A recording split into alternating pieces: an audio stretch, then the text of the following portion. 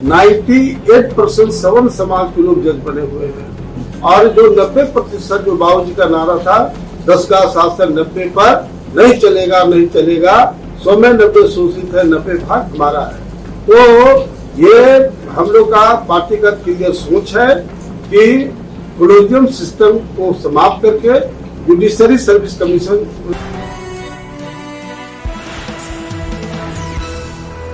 आपने कहा कि कोयरी मुख्यमंत्री बनाना, उपेंद्र कुशवाहा भी कोयरी बिरादरी से हैं और वो भी कहीं ना कहीं मुख्यमंत्री बनने का सपना देख रहे हैं, तो कैसे नागमणि कुशवाहा अपना अब स्टैंड कर पाएगा? मैं वैसे लोग का नाम नहीं लेना चाहता, लफू लोगों का जो समाज को बेच करके समाज को रसातल में पहुंचा करके समाज के हजारों नौजवानों को लाखों लाख रुपया खर्च करा करके और समाज को बेच करके नीतीश कुमार के साथ गया।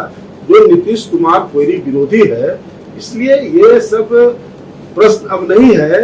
ये बकरी में करने वाले लोग समाज का नेतृत्व नहीं कर सकता है। जो कुशवाहा समाज का इतिहास आप देखिए, महात्मा बुद्ध का, चंद्रगुप्त मौर्य का, अशोक का और शहीद जगदेव प्रसाद का, ये कौम लड़ाकू कौम है, बहादुर कौम है।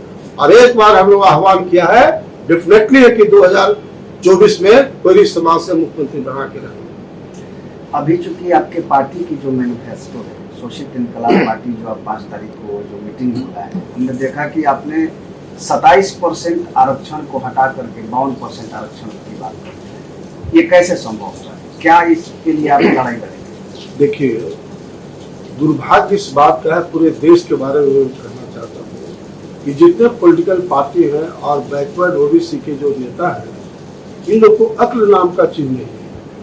आप बताओ कि जब 10% सवर्ण समाज का पॉपुलेशन है और उनको 10% आरक्षण मिल गया, लेकिन नागमणि के अलावा किसी ने डिमांड ही नहीं किया कि 27% के जगह पर 52% आरक्षण मिलना चाहिए। ये बिल्कुल जेन्युइन है। जब सवर्ण समाज को 10% 7% आरक्षण मिल गया, वाई नॉट की ओबीसी जो है हमारा पिछड़ा वर्ग, उसको 52% आरक्षण क्यों नहीं होगा? इसलिए हमने शुरुआतें किया है कि 27% से 52% आरक्षण बढ़ाया जाए। दूसरा, जुडिशरी जो है उसमें सुप्रीम कोर्ट में 98% सवर्ण समाज के लोग जज बने हुए हैं और जो 90% जो बाबूजी का नारा था 10 का शासन 90 पर नहीं चलेगा नहीं चलेगा, 100 में 90 शोषित है 90 भाग हमारा है। तो ये हम लोग का पार्टीगत क्लियर सोच है कि कोलोजियम सिस्टम को समाप्त करके जुडिशरी सर्विस कमीशन बनावे और उसके लिए हम लोग खेत खलिहान से लेकर पार्लियामेंट और जरूरत होगा तो सुप्रीम कोर्ट का भी घेराव करेंगे। उसी तरह से मुसलमानों का स्थिति काफी नाजुक हो गया है। सच्चर कमेटी ने साफ साफ कहा है इस बात को कि मुसलमानों की आर्थिक स्थिति, सामाजिक स्थिति पिछड़े और दलितों से भी बदतर स्थिति हो गया है। इसलिए सच्चर कमेटी को पूर्ण रूप से लागू करने के लिए हम लोग खेत खलिहान से लेकर के पार्लियामेंट पर धरना देंगे और एक्ट एनी कॉस्ट इम्प्लीमेंट करने के लिए हम लोग आउट एंड आउट हम लोग काम करेंगे। जैसे अपने तमाम बातें कही, अभी रोजगार की बात बहुत तेजी से उठ रही है बिहार में। जिस तरह से बेरोजगारी चरम पे है, उसको देखते हुए क्योंकि लगातार पटना में धरना प्रदर्शन हो रहे हैं, यूपीएससी के छात्र आए, फिर आज टीचर शिक्षक के जो अभ्यर्थी हैं वो आए, ये तमाम लोग पटना की सड़कों पर धरना कर रहे हैं, लेकिन सरकार की तरफ से लाठियां चटकाई जा रही है। इसको कैसे देखते हैं?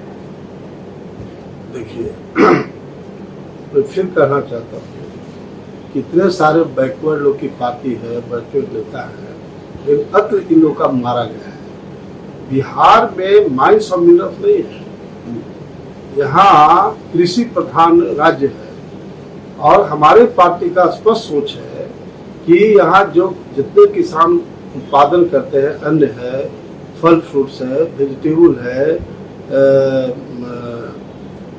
आपका पोल्ट्री है, चिकन पोल्ट्री है, फिशरीज है, ये तमाम जितने भी खाने के जो आइटम्स हैं, उसके आधार पर अगर कारखाना, छोटा छोटा कारखाना जो शिक्षित बेरोजगार नौजवान है, सरकार उतना उसको फंड देगी, पूंजी देगी, ताकि घर घर में लघु उद्योग का जाल बिछेगा और हमारा बिहार में बेरोजगारी जीरो पर हम लोग बेरोजगारी का जो ये है उसको हम लोग समाप्त करेंगे। अभी हम लोग नौकरी की बात करते हैं, सरकार के पास नौकरी कहाँ है? देखिए, बहुत प्री प्लानिंग के आधार पर ये सामंती लोगों ने ये किया है कि जहाँ वैकेंसी था वहाँ कॉन्ट्रैक्ट बेसिस पर बहाली कर दिया, इसमें रिजर्वेशन का कोई गुंजाइश नहीं है। तो ये बहुत बड़े साजिश है। केंद्र में भी आप देखें कि 27% आरक्षण पिछड़ी जाति को देना था।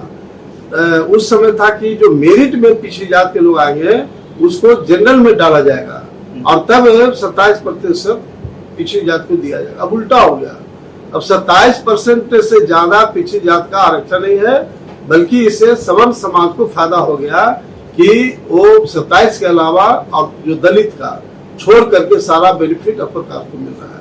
तो इतने लोग पार्लियामेंट के मेंबर हैं, इतने पॉलिटिकल पार्टियां हैं, किसी को अक्ल नाम का चीज नहीं है।